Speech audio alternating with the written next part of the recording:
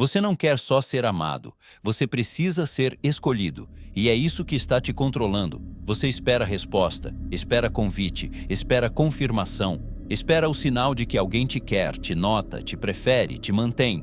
O problema não é desejar conexão.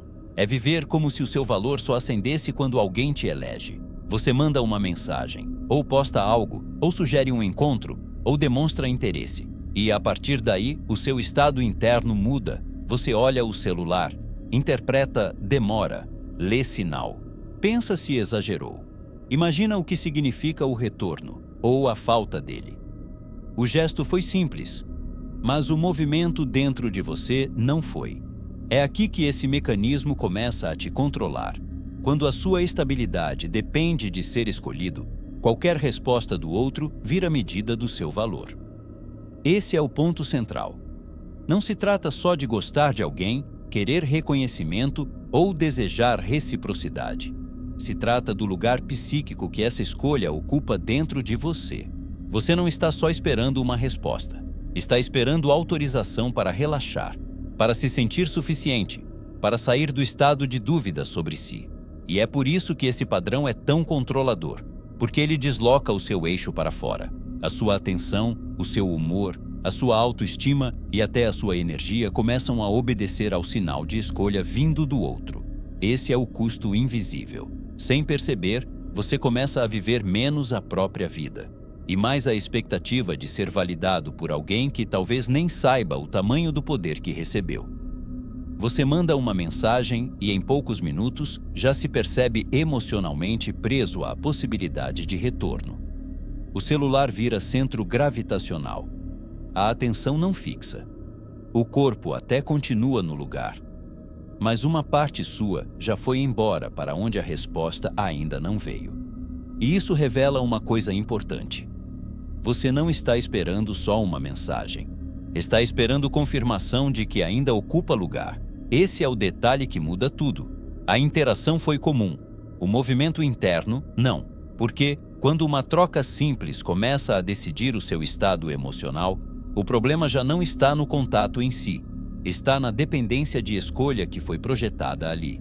Você não quer só ser respondido. Quer alívio, quer sinal. Quer alguma prova de que continua sendo mantido dentro do campo do outro. E é por isso que a espera pesa mais do que deveria. Ela não toca só no vínculo. Toca numa dúvida antiga sobre o seu lugar. Observe quantas vezes você não espera apenas um retorno, mas um alívio sobre quem você é para o outro. Num grupo, numa amizade ou no trabalho, você percebe que fica estranho por dentro quando não é chamado, quando não é lembrado, quando não é incluído, quando não é escolhido primeiro. E por fora, isso pode até parecer pequeno. Só um detalhe, só uma exclusão pontual, só uma preferência que não veio.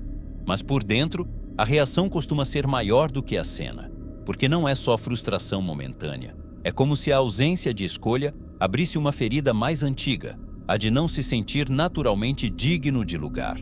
E é aqui que o problema se aprofunda.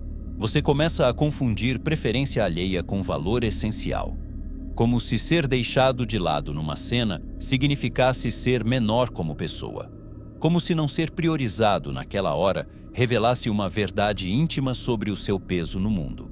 Só que não revela. Revela apenas o tamanho do poder que a escolha do outro ganhou dentro de você. E quando isso acontece, qualquer exclusão pequena ganha peso exagerado. Um detalhe vira prova, uma demora vira ameaça, uma falta de convite vira sentença. Repare onde um movimento simples de inclusão ou exclusão muda desproporcionalmente a forma como você se percebe. Depois de um tempo, isso deixa de ser uma emoção passageira.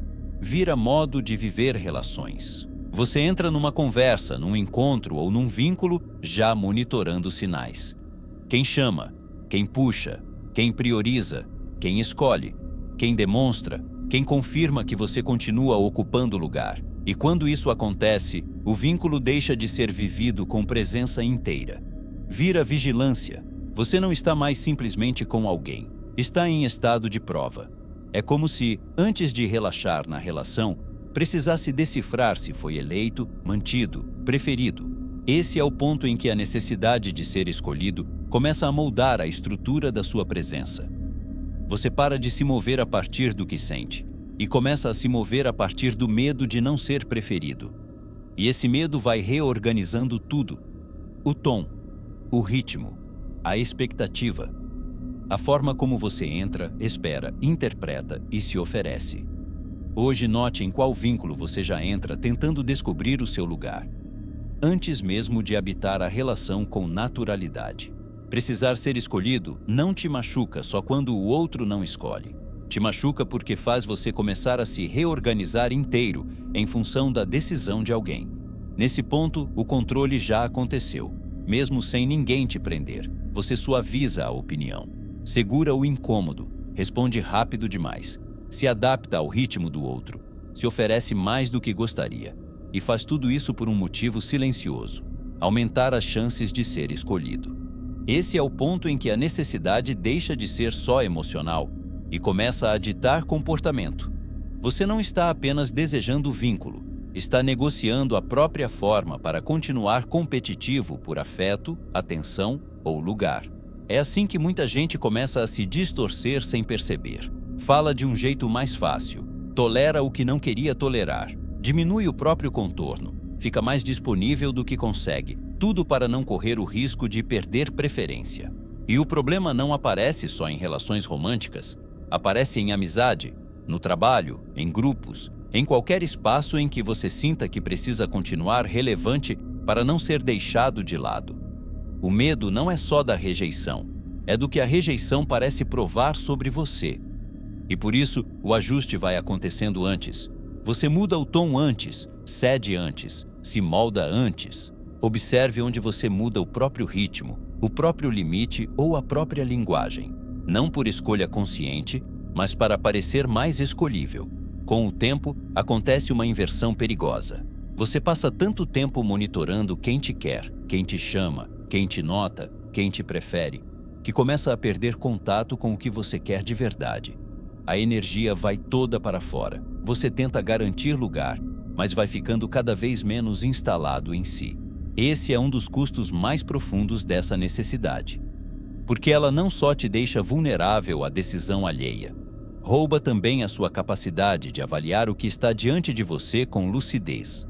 Você quer tanto ser escolhido, que já não pergunta com a mesma honestidade se aquilo que te escolhe realmente serve para você. E então o eixo se inverte.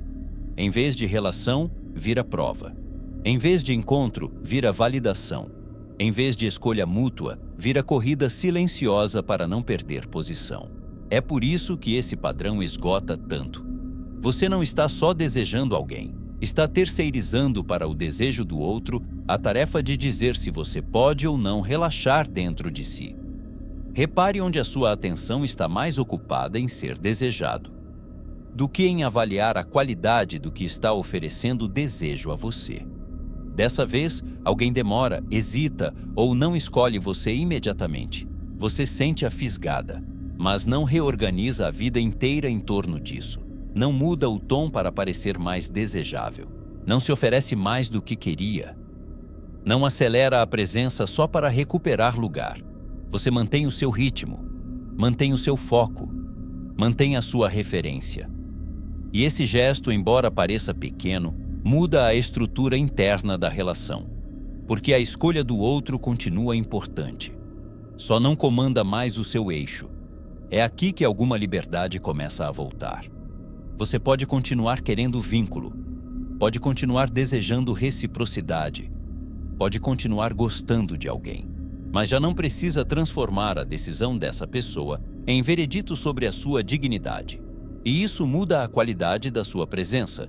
Você deixa de orbitar a possibilidade de escolha e volta a ocupar o próprio centro. O outro ainda pode escolher, pode hesitar, pode até não vir, mas a sua vida já não entra em suspensão por causa disso. Hoje, note um momento em que você pode sentir a vontade de ser escolhido, sem alterar imediatamente o seu comportamento para conquistar essa escolha. Porque, no fim, o que te controla não é o outro em si. É a crença de que, sem ser escolhido por ele, algo em você perde valor. Muita gente não sofre apenas por rejeição. Sofre porque transformou a escolha do outro em critério íntimo de valor, direção e paz. Enquanto isso continuar, qualquer demora, hesitação ou distância vai ter poder excessivo sobre você. Você não está preso só porque quer amor. Está preso porque trata ser escolhido como condição para se sentir inteiro. Por isso, você não precisa virar alguém frio, distante ou indiferente à reciprocidade. Mas precisa começar a perceber onde a sua vontade de ser escolhido já virou dependência de validação. Porque vínculo é bom, ser amado é importante, ser reconhecido também.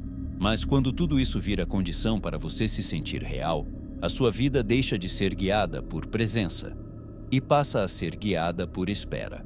Nas próximas 24 horas, quando perceber a vontade de checar, interpretar ou se adaptar para aumentar suas chances de ser escolhido, interrompa esse movimento por alguns minutos e volte conscientemente para algo seu. Depois observe, você estava buscando conexão ou entregando o próprio eixo para a decisão de alguém. Se esse vídeo te mostrou algo que você vive mais do que gostaria, comenta: eu não vou entregar meu valor para a escolha de ninguém. Se fez sentido para você, curte o vídeo.